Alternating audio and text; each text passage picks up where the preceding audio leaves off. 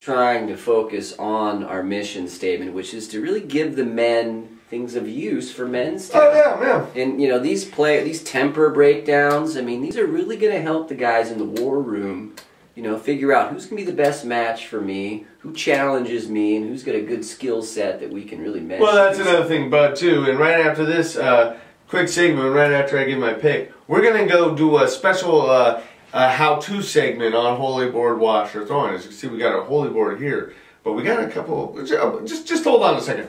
My number one temper, it's got to be Bud B. I heard stories about him, Bud. I talked with DTs after the tournament last year. This is the third time he's been paired up with Bud B. And this guy is an animal out there. You know, you turn on the competitive juices. Yeah. He stops being Bugs. He turns into Bud B. You know, he goes, goes a little haywire. He's yelling at his partner. He's vindictive. It just, I would say, uncontrollable. Well, I think it all started in that Stinson Beach, Menstown for Todd Bugby. I think he was invited to a wrestling match in the living room, and he went a little nutty, and he almost killed a couple of guys. Yeah. They came out with more than a severe limp. He walked away with a couple of rug burns on his ass. You know, I think that was what the first stage of that, coupled with the tournament, and then what we've seen. Well, also, too, this could be a case where familiarity breeds contempt. Bud B and DTs were paired together for a number of years in a very intense competition. Right. Sometimes they had a run of bad luck, just didn't work out, and maybe that's what's spurring the hostility for all to see. Now, everybody, I'm going to use the expert here, Bud. We brought in a washer here, and we've been going around the world. Well, let me get that washer. Okay, got it. All right. And you were just in the Far East, and they play holy boards there. What were some of the throwing techniques that you saw that our competitors might be interested in hearing about? Because I've always been, when I play, I'm a tickle guy. I just want to get underneath there and let it flow, let it flow. Yeah, yeah. We've heard that referred to as tickling the ball bag. They don't do that in Indonesia, but they certainly throw a lot of washers in that part of the world. Yeah, you've got your delicate ball bag, but then you've got some other signatures. You have the levette kind of, you know, balance, the swan and serve it up. You've got Benny with his kind of drop throws. I hear Wood says that same style technique. A rapid fire technique where he's more of a flinger. Yeah, he's like a trying to thrower. build some rhythm there. You've got some guys that'll grab it from the side and kind of. I think throw it like Reyes has been known to just kind of do that little flip and Reyes, he's like a you know, a punter or a kicker who toes it. I mean, he's not getting the most advantage of his space there, using the washer to control it. He's kind of a lot of luck in his throw. What about some of these? Pretty good fortune. What about some of these lower seeds? BJ, Delsano, Singleton. Anything about their throw that you see that needs work on? Well, yeah, I see a lot of holes in their throw. I see a lack of confidence, obviously, from not playing a lot. But it shows in how you're gripping this. I mean, you talked about Benny white-knuckling it last year. Yes, yeah. And what he meant by that, folks, is he might just be applying the thumb on there or just gripping it a little too tight there. Yeah, two-sided, right around there. You're going to see some white-knuckling there. So, yeah, I see that in Delsano and BJ and some of the newer players, especially BJ last year having to carry a forefather, a number 4 player in the world, because he couldn't stand up. Oh, so he was pressing a little bit. But a lot too much wrist you'll see with the younger guys. A lot of. So that the lack of control, it's going side to side rather than forward. Of course, we're always. Which is why you always want to throw it forward. Of course, we always want to look at people's base, where their feet are. What competitors out there really showing a good knack for setting their feet and the footwork? Who's got good footwork? Just for what I've seen, DT's excellent footwork. He has a trademark bounce, not unlike, you know, the touchdown double play by Aaron Rodgers. You know, it's a little hop, hop, and go. Magnificent footwork. Who's he? DTs. Oh.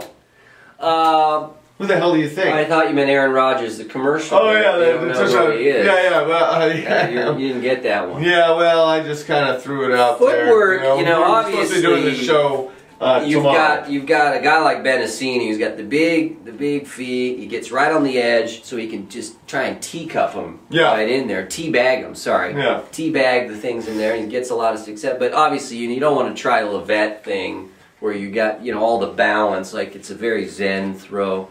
That's pretty complicated for the learner. Yeah, no, but I mean, just get your feet set. It looks a little fairy-like, but I suppose it's effective at times for him. Yeah, it's just all about keeping that good balance so it doesn't affect your arm to throw. Of course, if you're a Hillegas-like, you just want to be able to maintain your balance on the board and not fall off. Correct. No, but we are going to be having some new rulings, or not necessarily new rulings, rule clarifications coming out in the near future.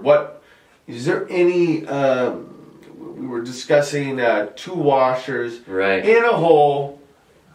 Say you get 2 washers in the 3-hole. Your opponent gets up there and throws 1 washer in the 3-hole. Does that cancel out both? Yeah. 3 washers or just 1?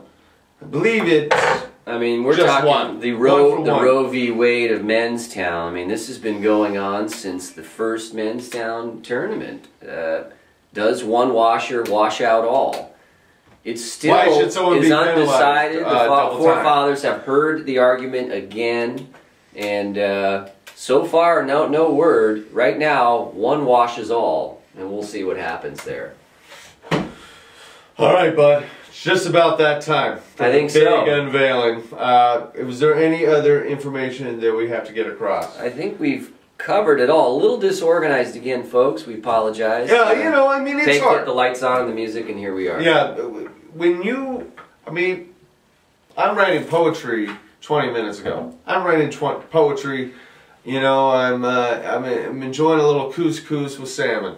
And phone rings and all of a sudden it's showtime.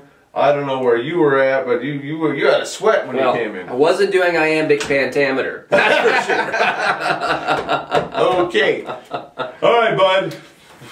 Count of 3, we're both going to shout it out. The 3rd game being introduced into Menstown 2012 is going to be 1, 2, 3. Bocce ball.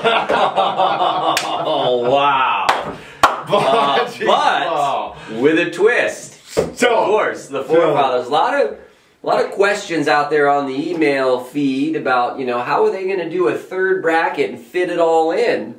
And try and find out between the winners who was going to be in the championship and all that, and extra games and what were they going to do. It's complicated. Forefathers figured it out as always. Didn't they? I'm sure it took a lot of mathematical algorithms. Talk to them. The 3rd game is bocce ball, but it's not going to be a bracket like you see here.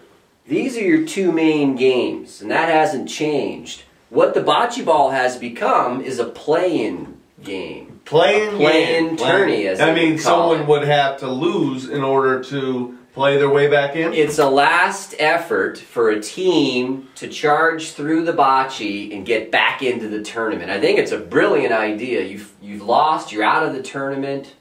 Yet, what do? You know? It's a life rope. It's very American. Even if you're down, you still have a chance. Lord, don't I know. So, again, to be brief here, Holy Board beer pong brackets. As soon as a team loses in both the brackets and they are out of the tournament, they pick up a slot in the bocce tournament, the play-in tournament. And then as the teams fall out, those guys will play in a sudden death type of arrangement and move on down until they'll meet that final loser in the beer pong. Great. Which is the brackets that they'll be following, because the beer pong will feed the... And I believe... Well, that'll be where you'll end up when you win the bocce tournament, right? Yes, yes. And I believe... We're trying to understand this ourselves. No doubt, no doubt. I heard from the forefathers that they are looking at not your normal type of bocce game, but more a track style bocce game where holes would be predetermined.